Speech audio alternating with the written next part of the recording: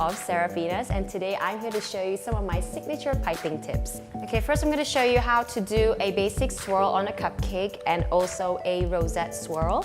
Now this is one of my favorite tips. It's a tip 1M from Wilton, and now I'm going to show you the basic swirl.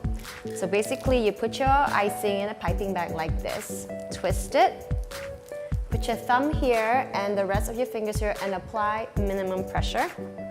Take your cupcake and you start from the outside. So you just press it perpendicular like this. Move it with keeping the pressure on the bag.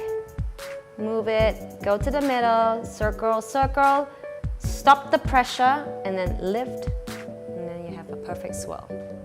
And this one is the same technique like the normal swirl, but what you do is you start in the middle this time instead of the outside. So same thing, put your bag on the top of the cupcake, put pressure on the middle, and you start to swirl on the outside, as you can see. You go round, and when you get to the edge, pressure off the bag, lift, and you have a perfect rose cupcake.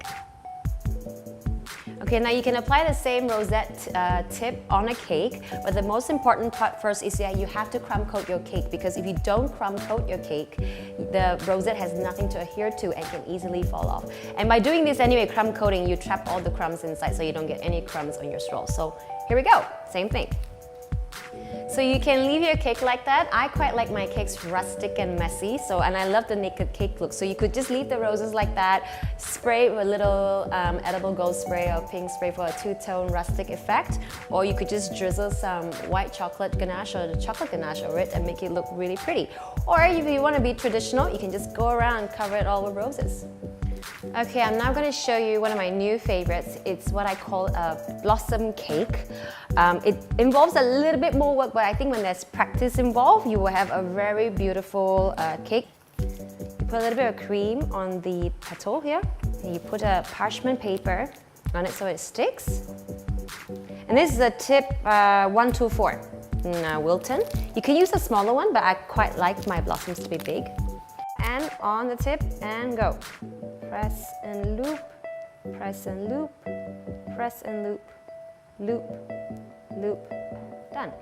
And you don't have to worry about it being too perfect, because like I said, I think cakes these days are less about perfection and more about being imperfect, and that's what makes it perfect. And then once you've done all your blossoms, you put this in the freezer for say maybe 15 to 20 minutes until they're hardened. And then once they're hardened, you can take them out and then you can place it on the cake.